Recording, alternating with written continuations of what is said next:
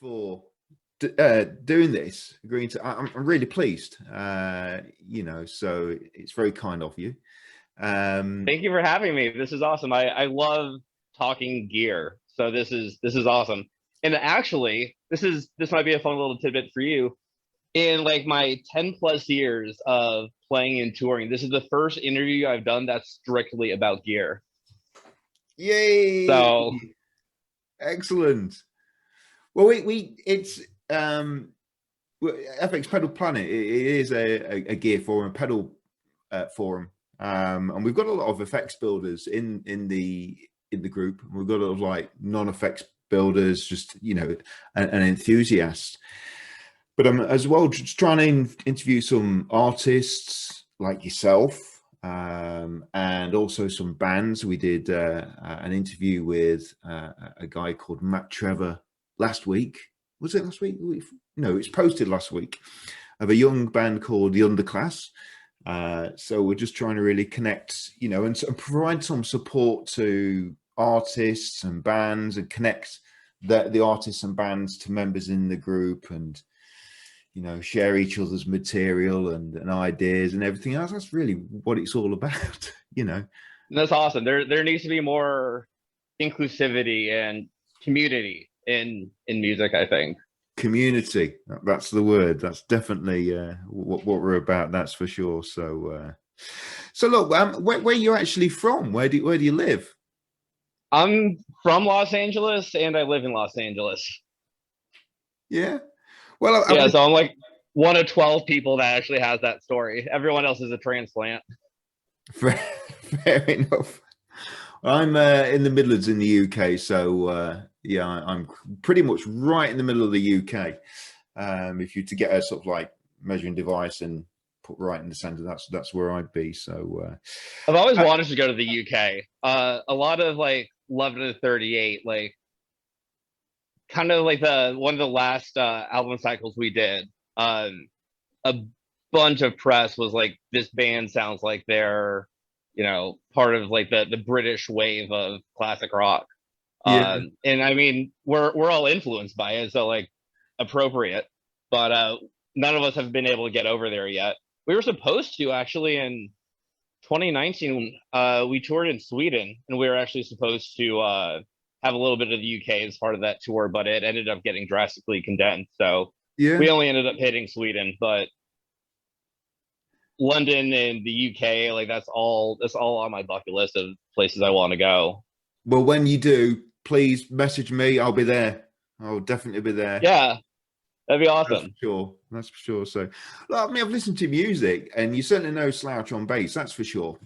So I appreciate that.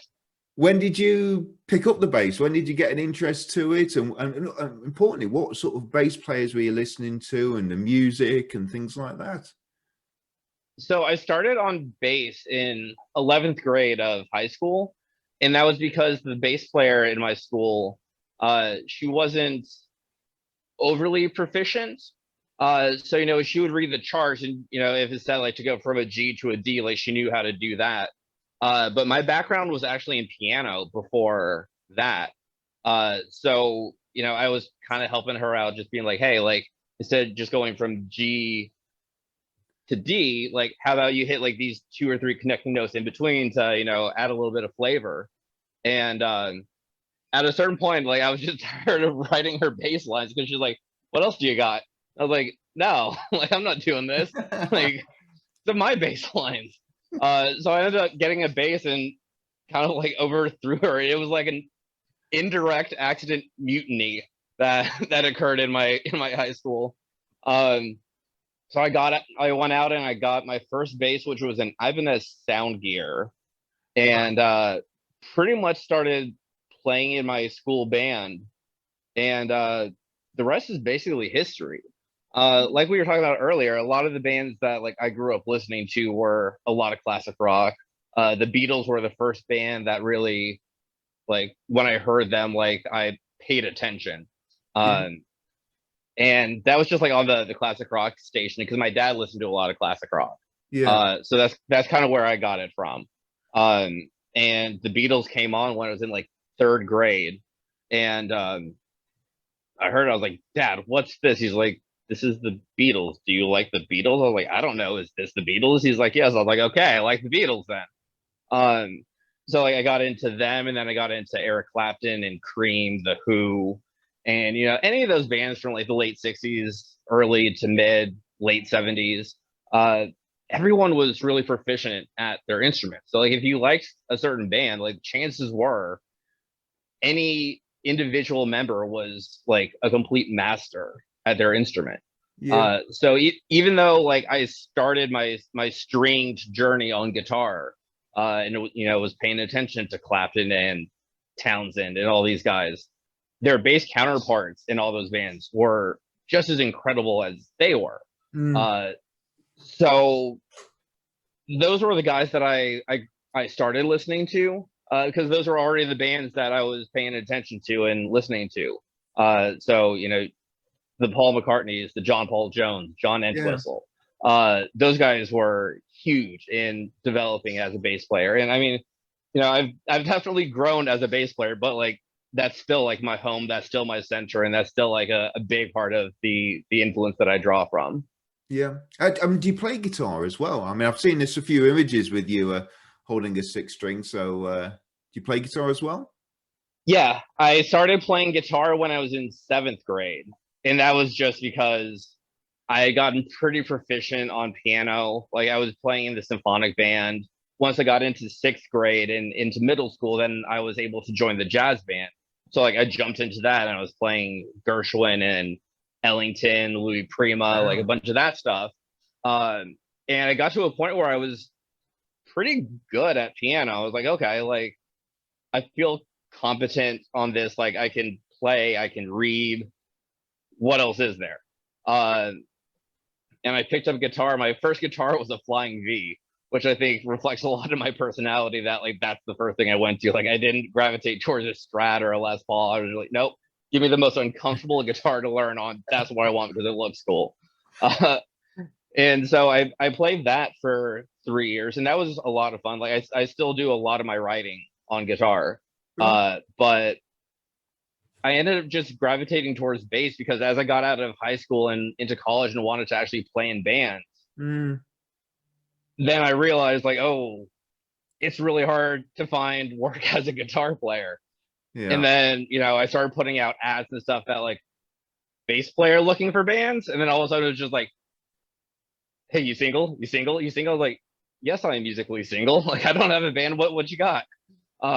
So it became, something where it was kind of survival of the fittest. Like I wanted to play, Yeah. and I didn't really care what it was. Like I wasn't attracted to the guitar because of like lead guitar personalities or anything like that. Like I just gravitated towards the instrument because Yeah. of people like Angus Young and Brian May, Mm. and just like the incredible artistry and work that they do on a fretboard. Mm. Um, so I started getting asked to play bass. I was like, okay, like I would rather work than sit home and do nothing. Yeah. So I started getting gigs as a bass player, um, and pretty much never turned back. I still keep up my guitar playing. I don't necessarily actively practice as much because I'm far more interested in bass because I play bass in two bands.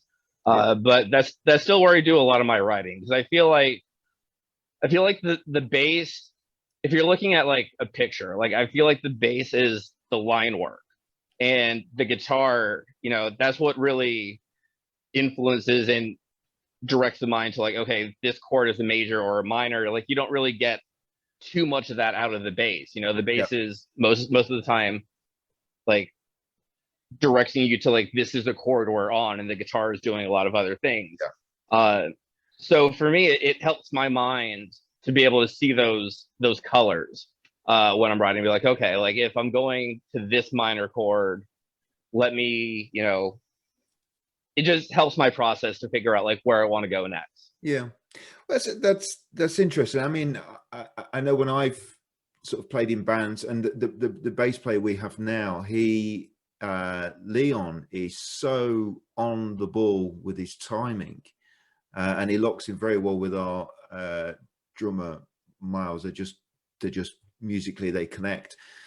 And when you've got that, it's so easy. It's easier to play with. Do you know what I mean? And it's so fundamental, that bass and drummer connection. It's so fundamental to the band. Yeah. You know, and it does help as you know, for a guitarist and everything else to fit in over the top. That's for sure. And you mentioned your writing there. I mean, you're playing two bands, Love and a 38 and The Pride. That's correct. Maybe you can tell us a little bit about those. And you mentioned some of your writing. You do you're writing with a guitar. Are you writing for those bands, or you know, where the writing influence is coming from? Yeah, when I write, it's mostly for 11 and 38. The Pride is really the brainchild of our singer Daniel, who, funny enough, was the original bass player for 11 and 38 when that band formed back in like 2008. So it's kind of funny how, you know, I got this other band, but like it's not really a band because it's still half of 11 and 38. But so 11 and 38, that's been my love child for about 10, 11 years now. And it's a very, you know, they're both very rock and roll bands. But 11 and 38 is more in like the 70s classic rock, blues rock type of realm. You know, we pull influences from a lot of different places. You know, some of our tracks will even be a little bit more in like the modern current frame of rock music. But our last EP we put, well, I guess not EP, but like the last couple of singles that we've been putting out during quarantine has been very like bars, blues type of, you know, type of rock music. So just, you know, kind of twangy but still aggressive with fuzz pedals and stuff. Yeah. And then our singer Ryan, he was born in Texas, raised in Oklahoma, so he's got like a very husky voice. And actually, that's what attracted me to 11 and 38 back when I discovered them on MySpace. You know, 3 lifetimes ago. Crikey, MySpace. That's going back some. That's for sure. I know.